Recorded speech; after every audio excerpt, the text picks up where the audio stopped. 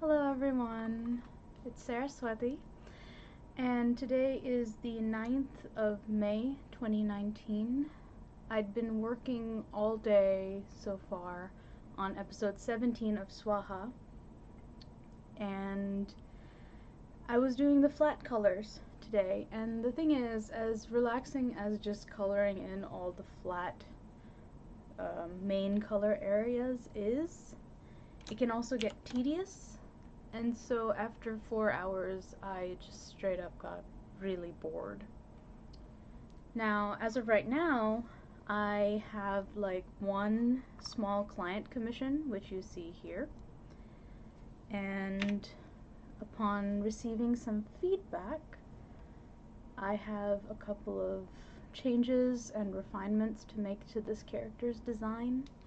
For instance, actually having a proper reference for a sniper rifle that she has in her hands.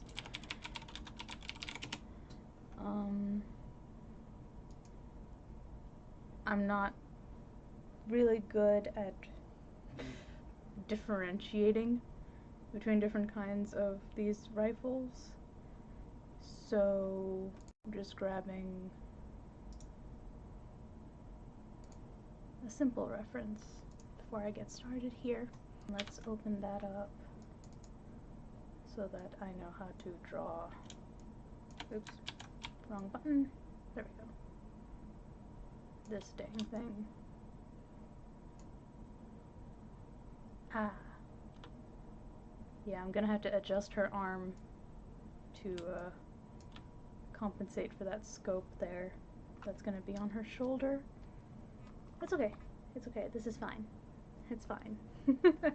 This is what sketching and like planning out your poses for. So let's see. Let's move this around using the lasso tool here in Clip Paint. Her arm also is a bit short anyway, so take that. I use a lot of keyboard shortcuts that I'm like learning to acclimate. The keyboard shortcuts for Clip are some of them are slightly different than Photoshop, which is what I've used for like 10 years. They're simpler in Clip, but yeah, I'm really tired. My brain feels like mush after spending all day coloring in flat colors. So this is actually a really great break for me. There we go. Oops. Oh no. Yeah. See, I have a touch screen, and my glove doesn't always do a good job of not touching the screen, which is kind of like, this is your only job, glove, to make sure my hand doesn't touch the screen and cause it to spaz out. But it is what it is. Still getting used to recording these videos, but I really think that it'll be fun to watch, hopefully, remind you that there's an artist here struggling as she's trying to create this. Probably gonna make a bunch of funny faces and stuff like that. Alright. But yeah, so background for this character. Her name is gonna be, let's see if I, Ruhi. Her name's Ruhi. It's an Indian English character. And so, don't want to use that pen. I want to use the design pencil. Using a pencil really makes it feel like a sketch, personally, for me. Because when I first started off doing art, I was like 10, and I didn't have any sort of like digital art experience until like 8 years later, or 5. six years, let's say, yeah. Around 16 I got like my first tablet and stuff. And then became the long process of learning how digital art differs in terms of its like process, in terms of the way you think about how you create things, because you can move things around. It's not just the Control Z, which is great, don't get me wrong, but like, you know, being able to use the lasso tool to move it around, being able to, like in Clip, I have my line work on 2 different layers when I finally do like my clean line work. And so the lines that surround something that is of the same color, like the skin, I'll draw on one layer, and then on another layer I'll do all of the details for, like, say, the face, right? And that means that I can use the fill tool here in Clip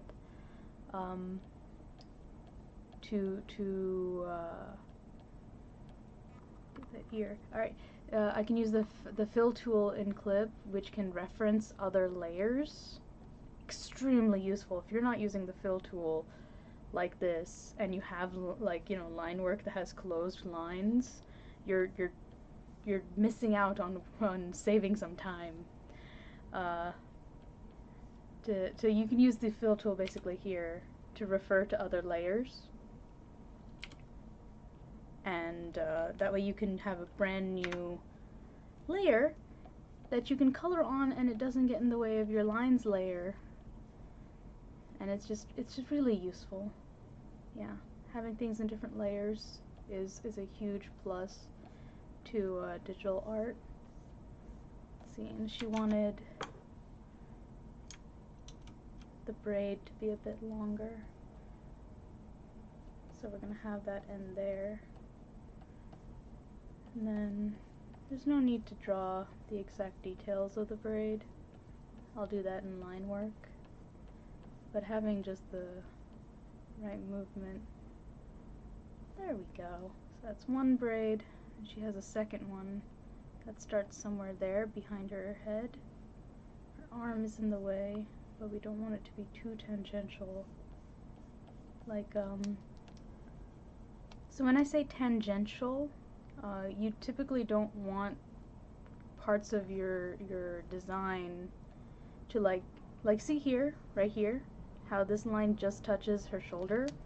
You typically don't want that when you're composing a pose or like any image, because those kind of tangential lines blur the clarity of the silhouette. It blurs the clarity of the shapes. It's something I learned very distinctively in like comics for the dialogue bubbles, where if you want lines, you either go ahead and overlap them, or you separate them so there's like a little bit of blank space here, and it makes it much more interesting for the eye to see, basically. And so that's something that, you know, you should be mindful of when you're composing, because you don't want an unclear image. It's like having bad grammar. You could still get your point across, but not with the clarity or command of language that you would if you used, you know, proper grammar written. Yeah, that's actually a pretty good analogy. Having clear visual composition is like having clear grammar. If you want to communicate your ideas visually in a manner that people can receive, you know. Whether or not they enjoy the art is the same as whether or not people agree with what you have to say, but they can never be in doubt of your clarity. So probably in a bit I'm just gonna like work quietly unless I have something to say, and speed up this section here.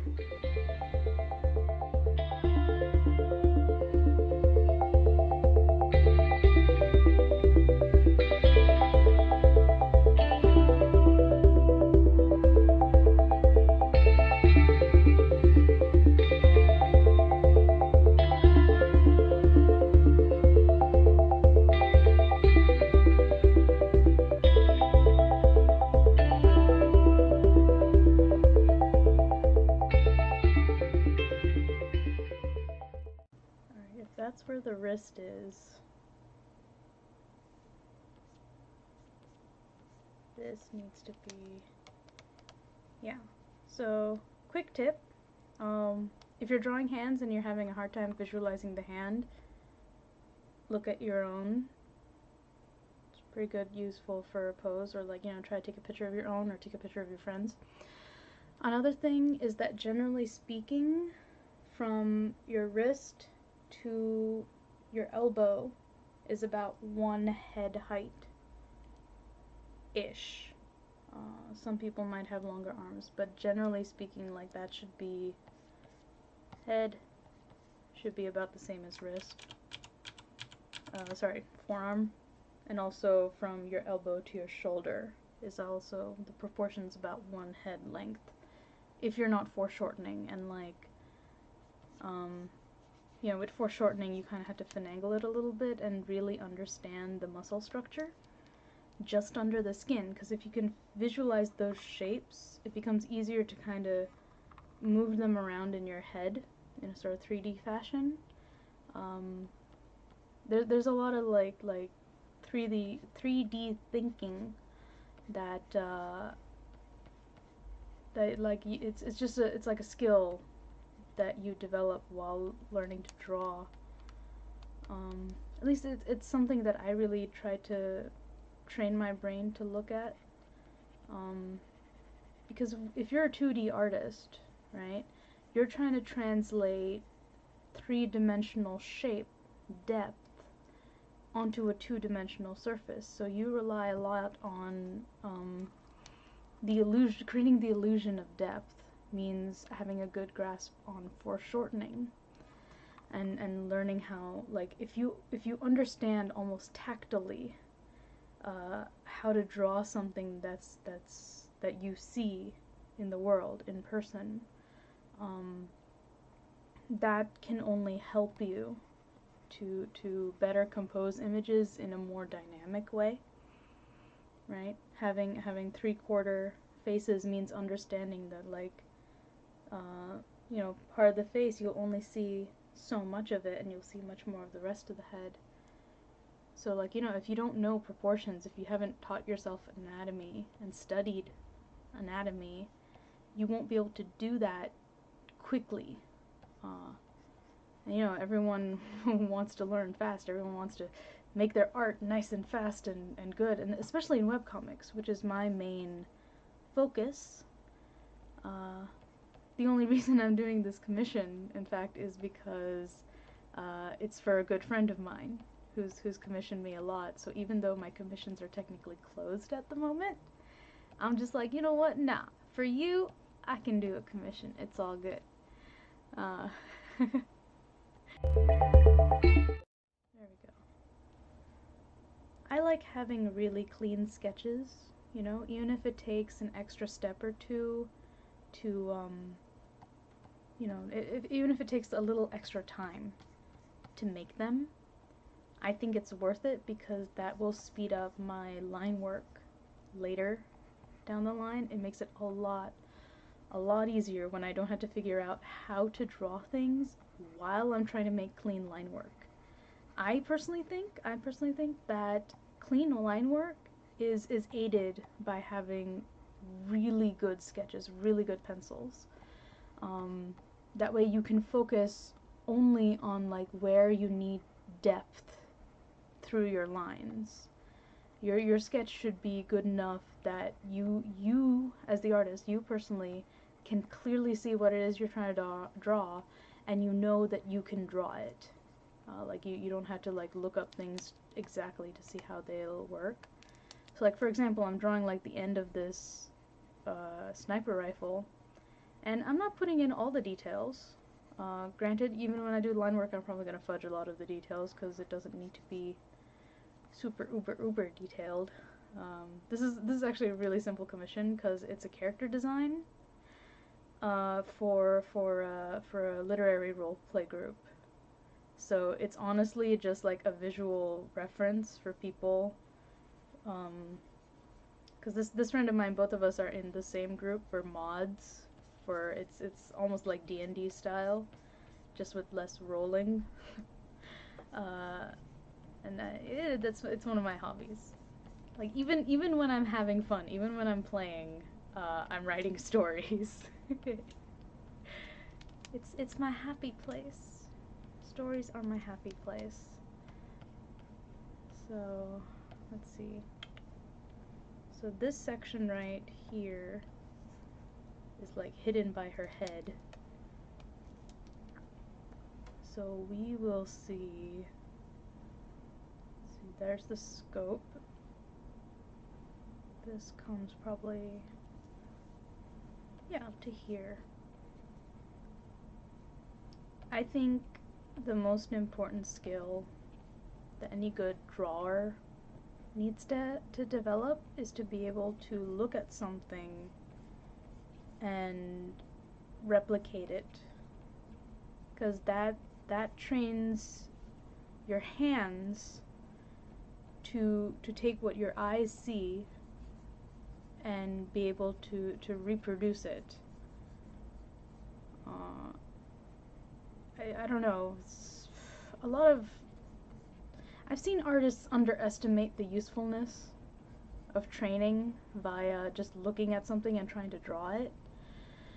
But then again, I see artists in general just blow off the usefulness of practicing at all, and then they wonder why they're not getting better. Like, I don't think most people realize that, for example, for me to get to the level of art that I'm at, and I'm still growing, I've spent the last 16 years.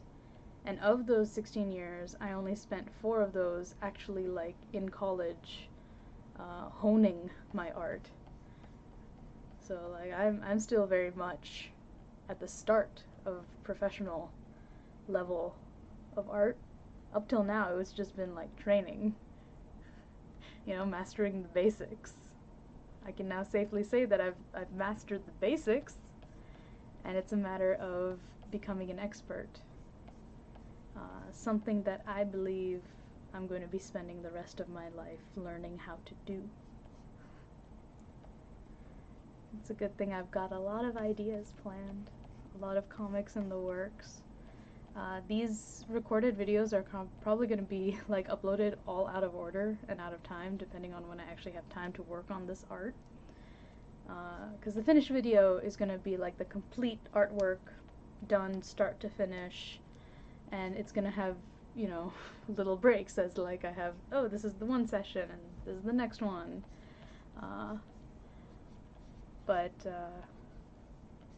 Yeah, I don't know where I was going with that. Videos out of order, random content.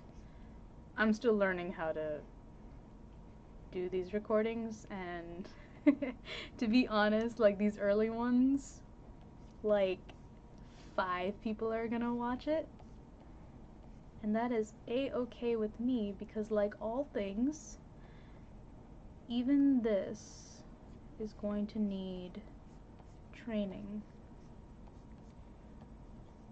So I'm almost done here with the sketch.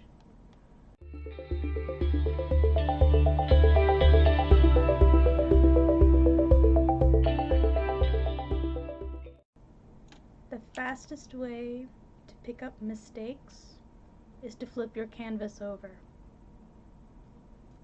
Always flip your canvas, because you will make mistakes in proportion, and you won't be able to like recognize it until like it's flipped over, so you can see, oh, I forgot something.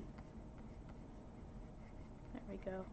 We need those protective elbow pads, knee pads for this pseudo-realistic sci-fi military uniform that I totally made up. It's a decent enough design. Alrighty. So there's a nice clean sketch, and in my next session, which will be like, you know, 2 seconds from now in this video, I'll begin the line work.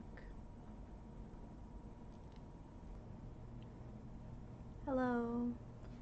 It is May 12th in the afternoon, and it's a Sunday in which I'm not doing much, so I figured I would start the line work for this commission.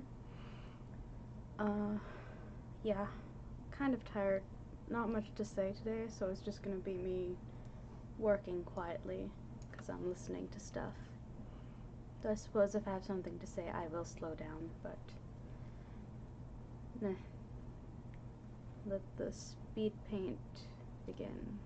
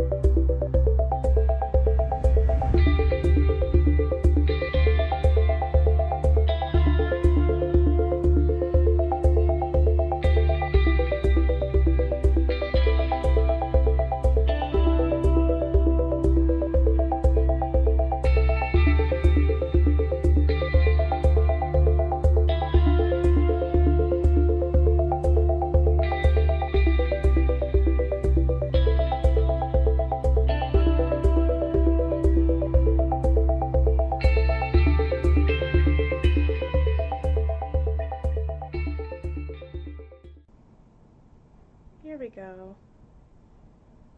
38 minutes to create the line work for this.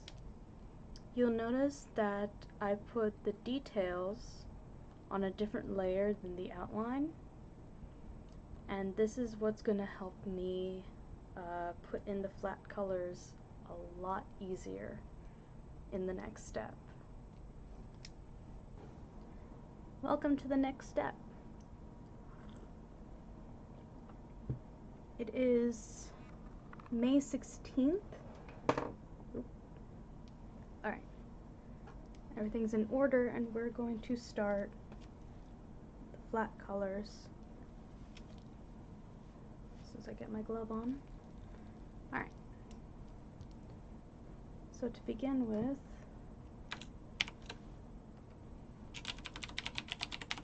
since this is a commission, it's always good to make sure you have a separate layer for a color palette for your client, especially if they want to get the art commissioned by somebody else. It's good to have that color palette. Let's see. So this character is Indian, and Indians have like a pretty wide range of skin tones. It's definitely a kind of brown.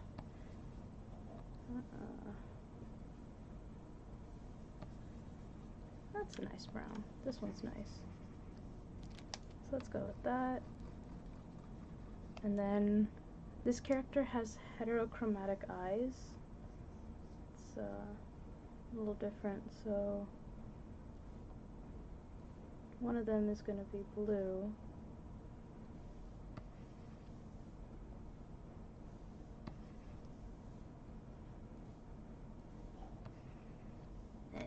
hue. No, not that.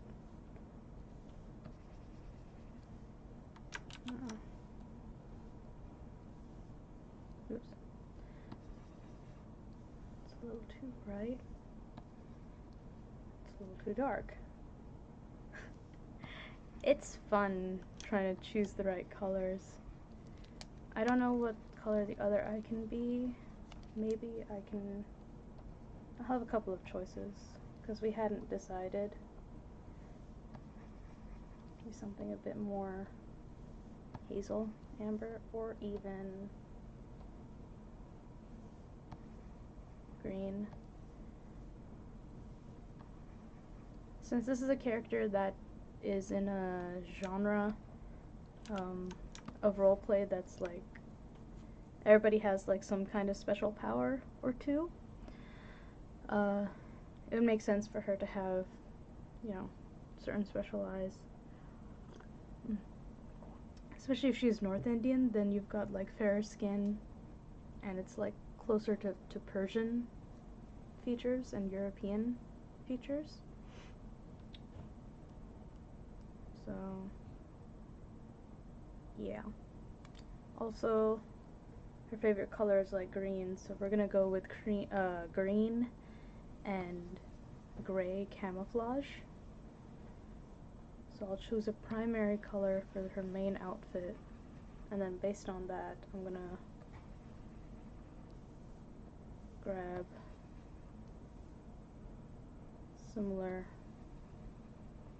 colors. So her color scheme is gonna be kind of monochromatic. Ooh, yeah, and her hair.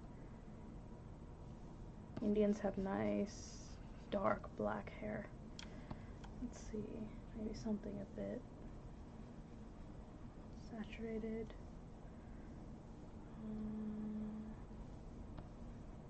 Oh, that's a little too close to this.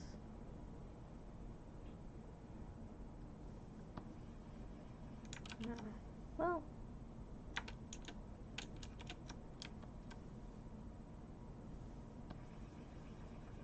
that's a little too close to the other one.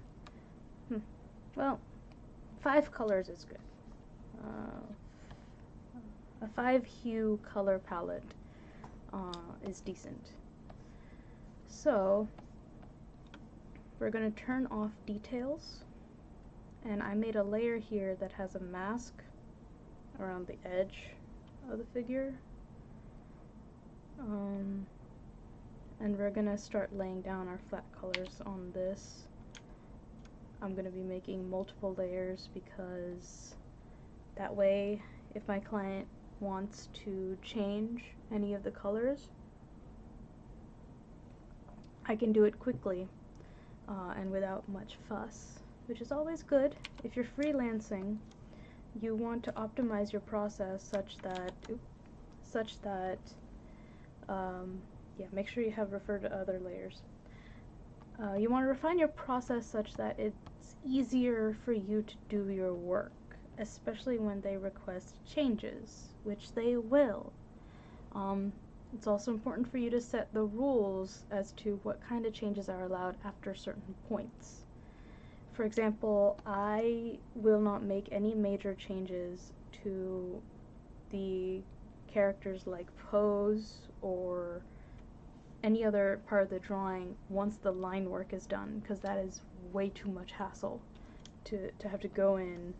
One time I actually had to like turn a hand, and I don't mean like rotate the hand, I mean like he the hand was looking like this and he wanted it to look this way. It took a bit to fix that. So, you know, these are lessons that you learn as you know, if you're a freelancer, you know, you either learn it the hard way or like take my advice, optimize your workflow so that it works for you. Alright, so let's see. We'll start with her hat. And, oh, for goodness sake. So generally when I lay down colors. I mostly just go with wherever I think it'll suit it best. It helps if you know the basics of 2D design and the value of like values. Like if you're working in something in grayscale, how to build contrast into the thing that you're drawing. So for instance, all these like little fastenings I want to have in this gray color because they're all meant to be made of metal. So some parts of the area it's easy to know. Wow. Oh, that's the wrong thing.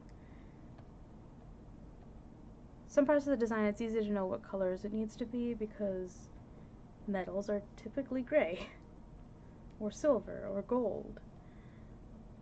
So any part that I think needs that sort of metallic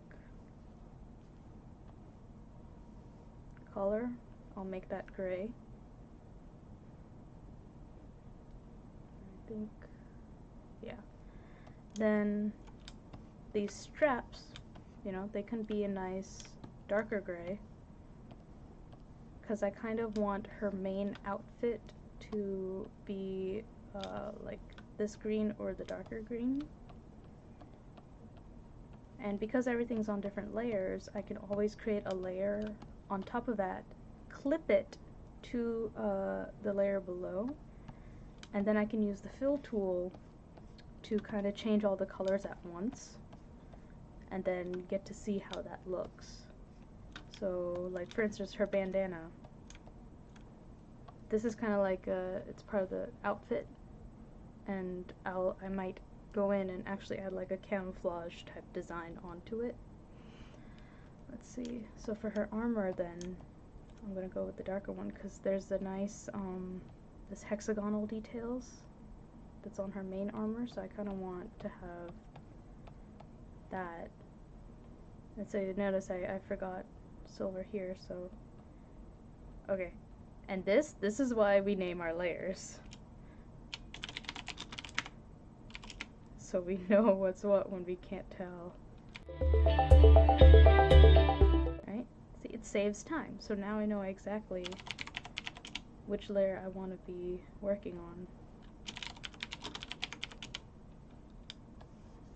So all the parts of her main armor are going to be like this nice dark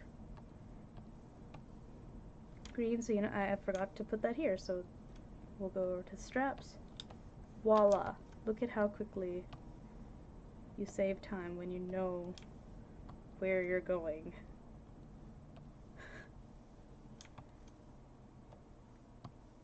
If you're not naming your layers, you're wasting time.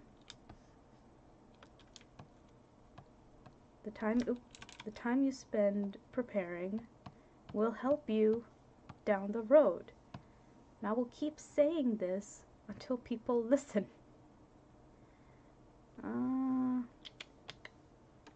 No, hold on. Where are the details on that? Yeah, I'll do that. And I'll have to manually add in that piping. Okay, so we haven't used this black color, this darkest gray, in a while. I can use that for her. No, I don't want to use it for her gloves. Oh, I'll make her gloves this color. Yeah.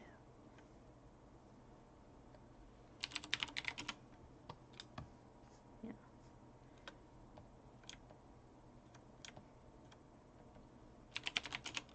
And then we haven't used this one in a while, so we'll use it for her pants. See? More armor. Now, oops.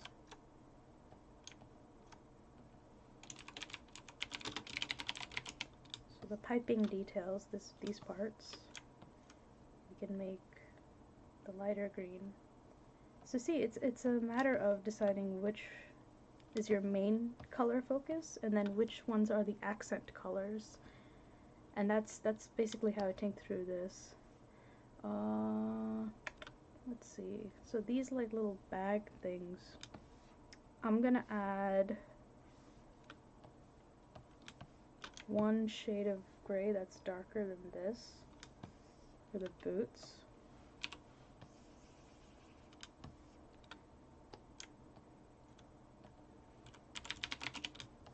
The boots and these parts, the packs. Yeah, packs. That's the word I want. So all of this area, the boots, the laces, it's all gonna be black.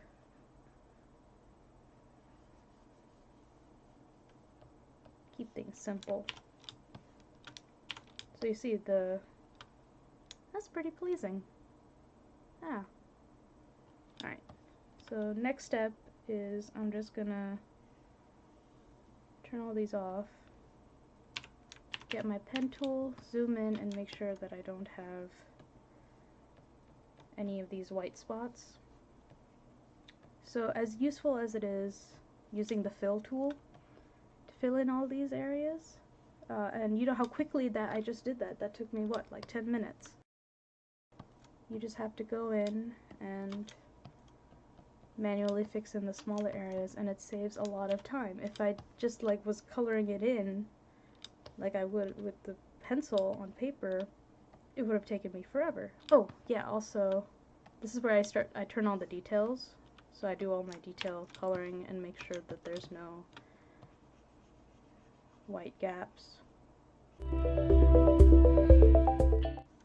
You'll notice that a lot of my process is about saving time.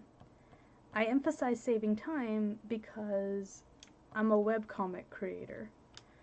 And when you're making lots and lots and lots of panels of art that has to like actually, you know, look good, then you really have to find ways to save time. And it's not easy to do that. Because, you know, I don't have, or rather, I don't want to spend 5 years on the same comic. Making great grand epics is, you know, great and grand, but there's too many ideas I have that I want to finish. Right? Like, I'm looking to, like, you know, Ray Bradbury-esque levels of finished work that I want to be making. And, you know, Bradbury, he'd be working on, like, you know, 5 different projects. You know, he'd be working on a stage play, and then a book, and then short stories, and a novel, and I'm just like, you know, and you know, all of that is in the written word, which, you know, pound for pound takes less time to do. Not even going into the topic of like how much mental stress. I think it's the same amount of mental stress for creative work, but it does take objectively less time. If you've got someone who is a professional writer who sits down and writes every day, same as an artist who sits down and draws every day, I personally think it takes less time to write. It takes me a lot less time to write. Maybe I'm just not that good at writing yet, and so I don't know that I should be spending more time. But honestly, it's like one should not mistake hard work for more work, as in you should be working more. No, you should be working smarter. You know, that's why I emphasize preparing your work. Right? Like you should prepare early. You know, lay everything out in your foundation. Like for each of my webcomics, I've created a template file with all the layers that I need, that I know I'm gonna use to with all the layers that I know I'm going to use, like the lines layers, folders for dialogue, and then the dialogue bubbles. So it's really important to me to be able to save that time, because I know art takes a lot of time. Sometimes to make things stand out, I hit Control I, which inverts the color. So instead of having to squint and be like, where's the light gray on a white background, I flip it over. So now it's a dark purple, and I can put in these details here. And because it's on a higher layer than the details below, I know that it'll stick out.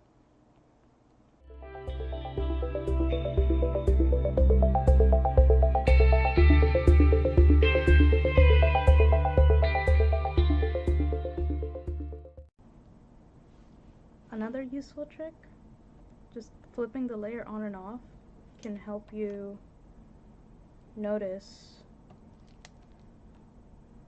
different parts of different things. It'll help you notice where your colors are and where it isn't. The great thing is about having different layers that I could color really sloppy and know that I'm still underneath some other layer.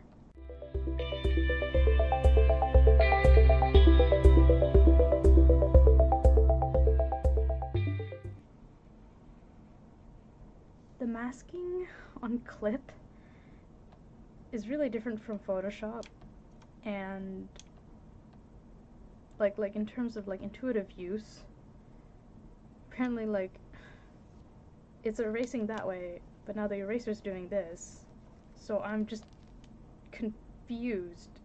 Like, shouldn't it? Nope, we don't want to cut. Yeah, I'm gonna have to look up exactly how what the little details are of using masks in Clip, because I know inside and out how to use the masks in Photoshop. I am very good at using the masks in Photoshop, but not so much in Clip, not past the basics.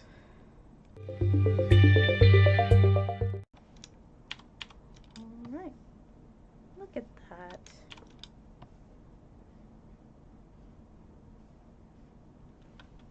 Well, that didn't take very long at all.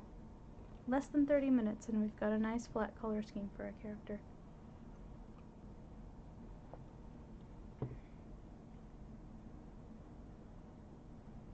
Yes, this is good. Alright. In the next step, we'll just be going over how I do kind of, yeah, like my basic render.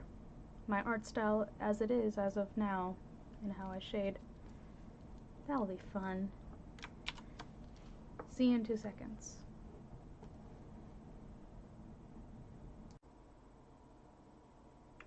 It's Friday, the 17th of May, and we're going to finish this commission in this session.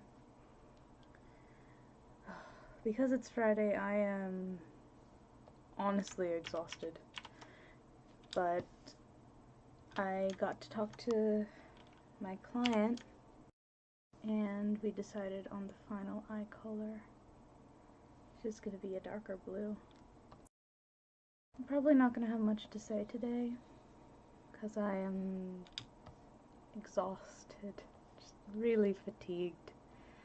It doesn't help that I have some backache due to cramps, but the work goes on.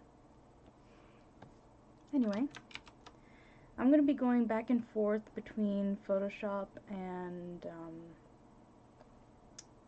Clip here, because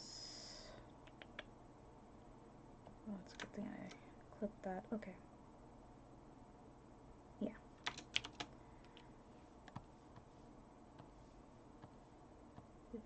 %.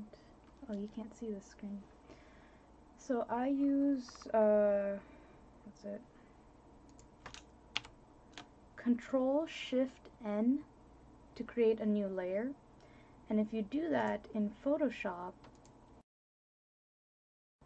there we go.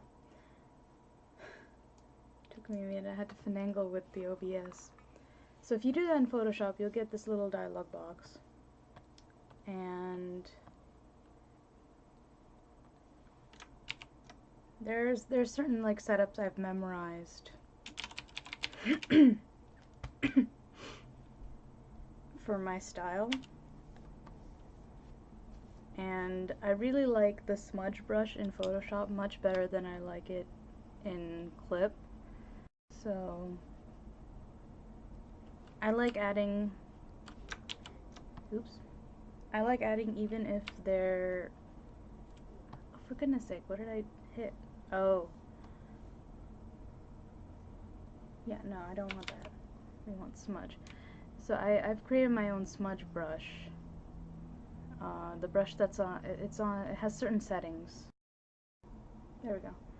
So these are my brush settings for the smudge. I have, it's kind of spaced pretty close together. I don't like having a lot of spacing, and it's just a little bit of scattering, 10% of scattering plus transfer, which softens everything, and smoothing.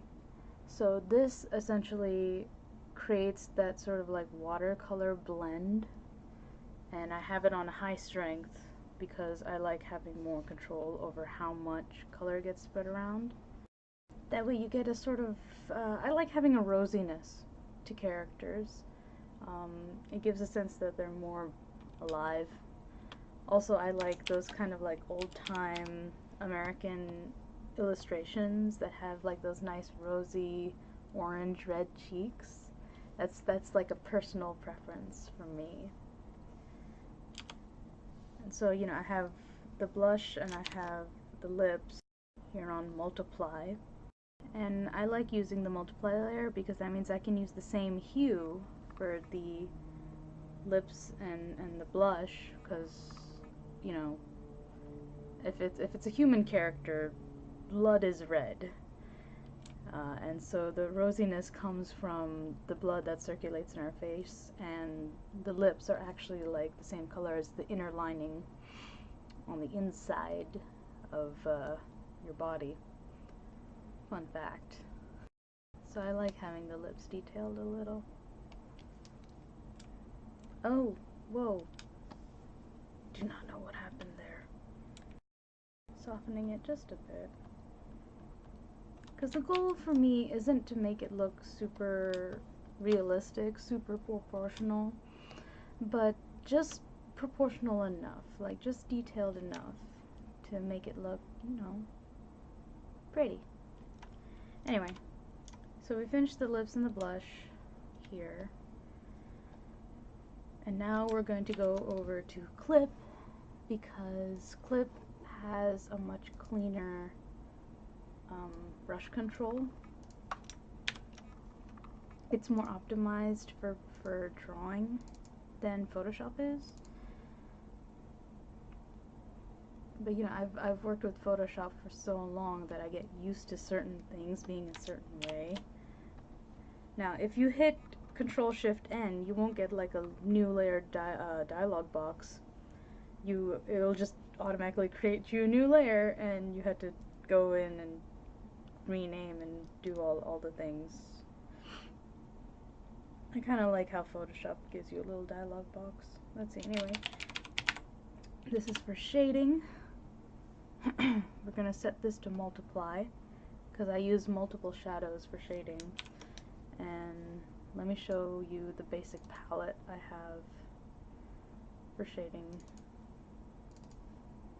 Yeah.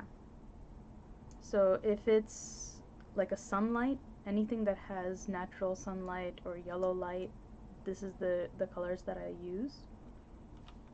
Or if it's like a nighttime sort of thing, or like a blue light, cool setting, these are the shadows, shadow colors I'll use. So for a regular character, I'm just gonna go here This is my primary shading color. I'm gonna get the G pen, and we're gonna start some cell shading. Yeah, I had to clip it. For some reason, Clip Studio Paint doesn't, like, if you have things in a folder, normally I have things organized in like really nice folders, and then you can clip layers above the folder to the folder, and it'll, like, you know, it'll only color on the pixels that are all in the folder. But for some reason Clip doesn't like to do that, and so now that I go back and forth between Photoshop, I can't use all the really nice folders that I have as much. I'm still figuring out the workflow for that, because Clip is very new to me still. I've only been using Clip for a couple months now, and while I love how I can control its brushes much better, the touch sensitivity is much better on Clip than Photoshop. So this is one of the areas right here where I would use the smudge brush, but since I don't like the smudge brush that's in Clip, I'm gonna wait till I get back over to Photoshop to do the softening shadows along the edges of the eyes here, because I don't like having really hard shadows. It's a little too much detail, too much realistic detail. And even here for the corners of the mouth, I would soften that up too. So you'll see.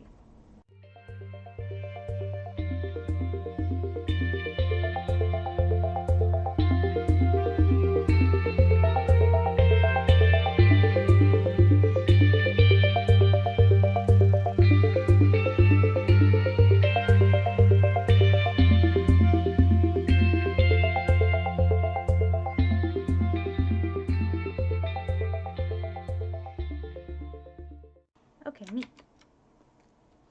So we got the shading done here. We're going to move back over to Photoshop, where I'm going to lock the shading layer, lock the transparent pixels. We're going to open up the palette. I really should save the shading palette into a thingy here. Swatches, there we go. I'm gonna have to create my own swatches. I'll do that later. So I have locked the transparent layers of the shading here, and we're going to use a round gradient to add a bit of variation into the shading. I do this as a quick and faster way to add more depth and more variety of color into the shadows. That way I only have to do the cell shading once, and then I use gradients to, like, I don't want that. Then I use gradients to add more interesting color effects. Right, and then we're going to unlock that, and we're going to do my smudging. There we go. So I have the smudge brush just the way I like it.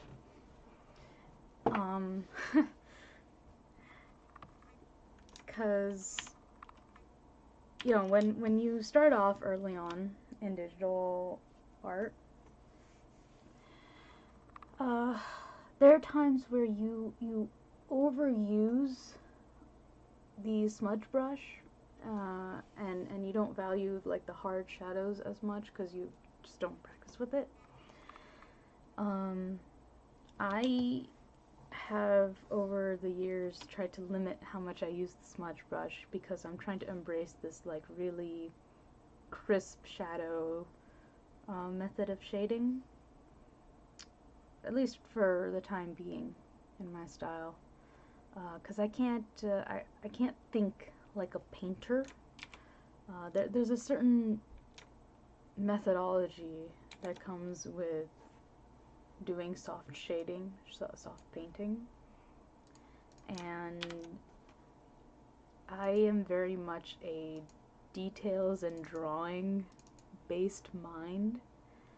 I very much prefer design lines to, blobs of color, which I go from vague to detailed. I start from detailed to bigger things, and if my lines get disappear under painting, that's fine. But I can't just start from colors and then discern and start doing details on top of that. It is backwards to me. Because you can reach the same result from two different methods. I'm very much from the drawing, diseño side,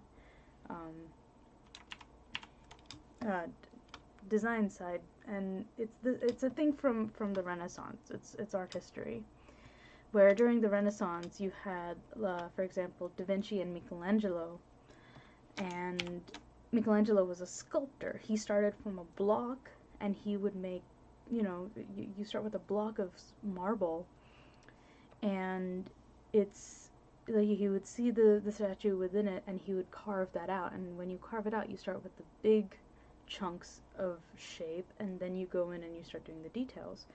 Leonardo da Vinci, he was a drawer. He drew and he painted.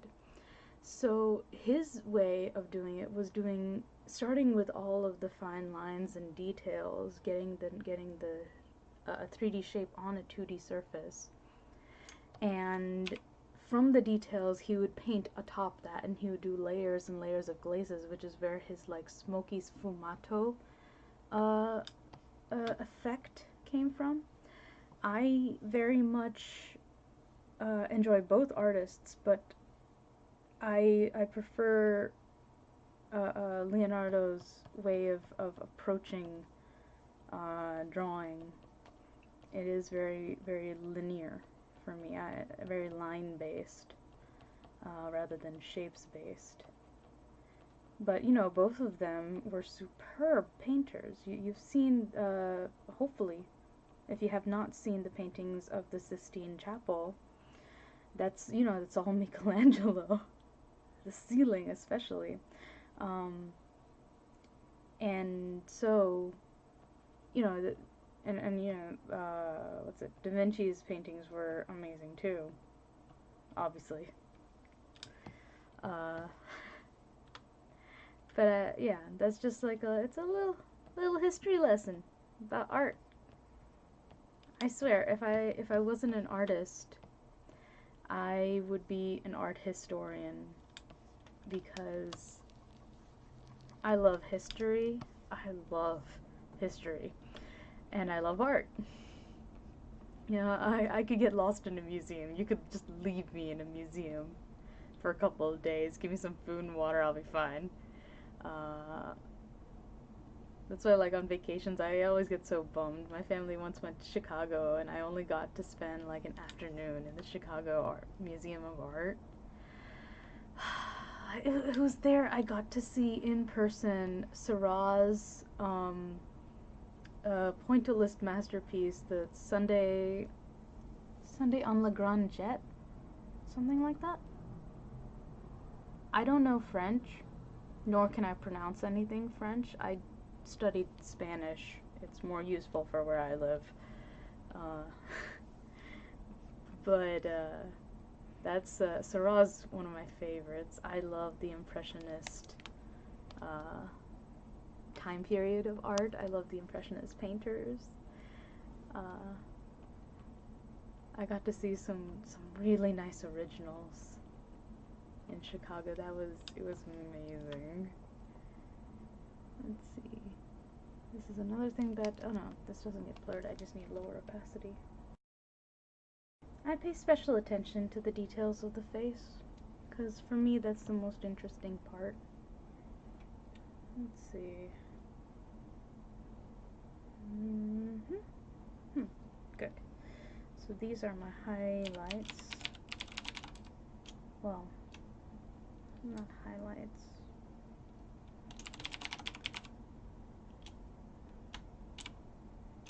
Highlights 1. Because there's going to be another one that's highlights 2. Or really it's the eyelights. Because this layer, it won't work if it's on overlay. This is just for the eyes. And this is going to be above the lines layer. There we go, that looks good. This I'm going to add to the color palette. Alright, I'm going to save one JPEG that's like without all of the shading, so it's a nice flat reference for the client. And then we're going to go back back over to Photoshop one last time to get to apply the final render. I have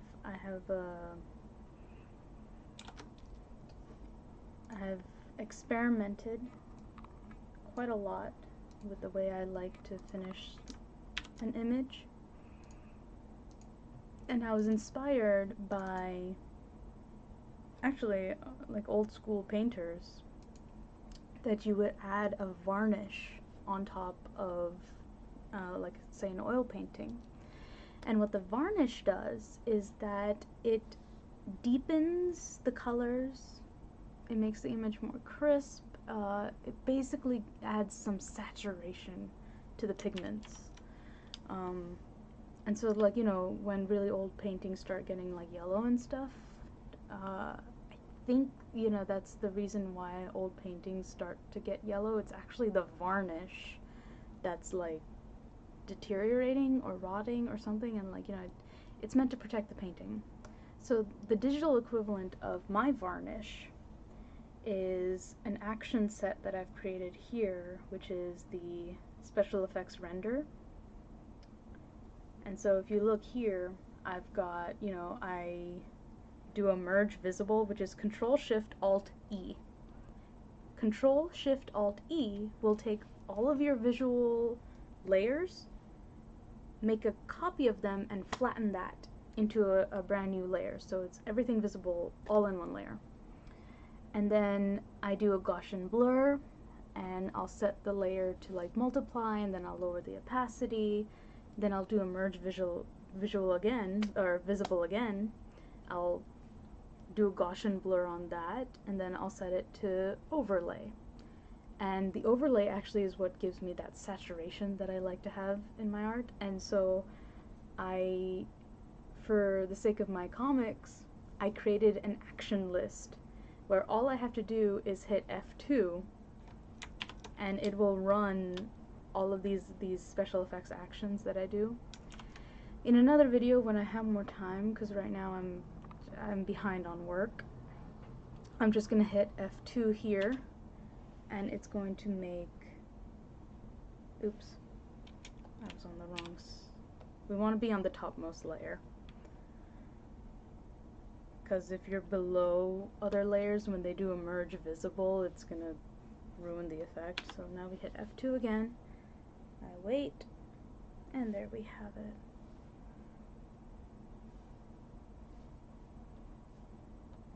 Ooh, there's a step I forgot to add into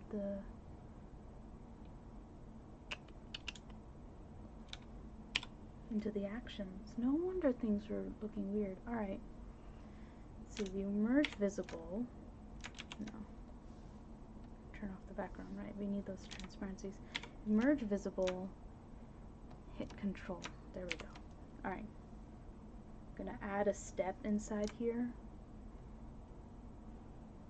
set selection,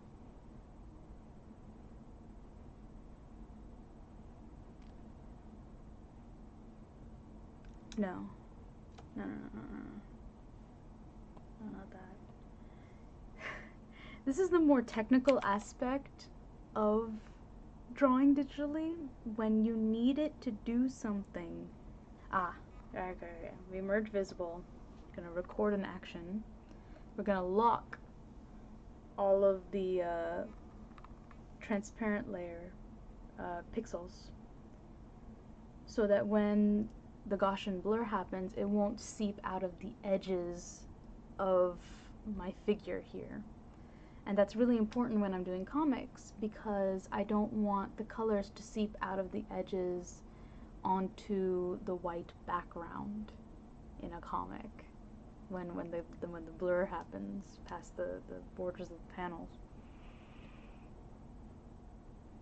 Okay, so hopefully I'm gonna have to do that after every merge visible.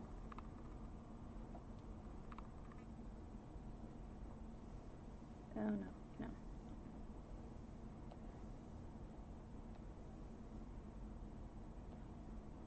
Set current layer to long. Yeah. I wonder if I can. Yes, I can copy it. Alright, so to copy layers really fast is you hold it down and you hold Alt. You hold down Alt, and all you have to do is click and drag the layer and you can make an instant copy of it.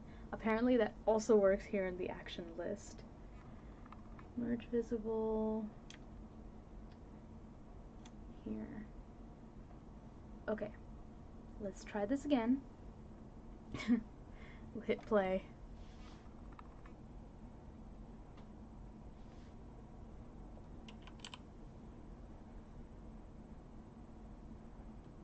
Okay, good. There we go. So hopefully you can see the difference there, where the tones have gotten richer, they've gotten a little darker, which, you know, I don't mind.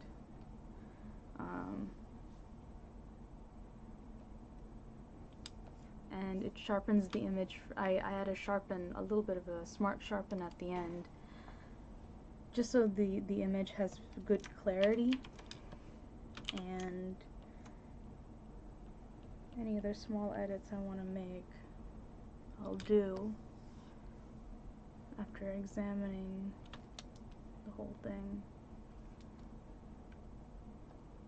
And then I'll take all the previous layers of work I did and I'll put that into a layer.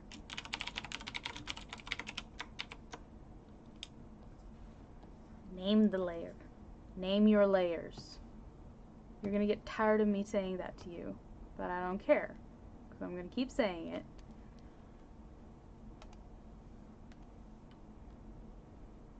It will only help you.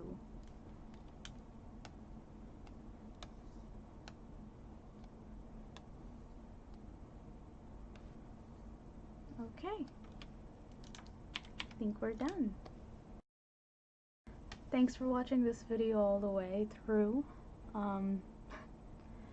Still new to this, so not very many people are probably gonna watch this video. That's okay, because I'm still figuring stuff out. It's all good. I plan on making hundreds of videos, so we'll see how that pans out. Thanks for watching.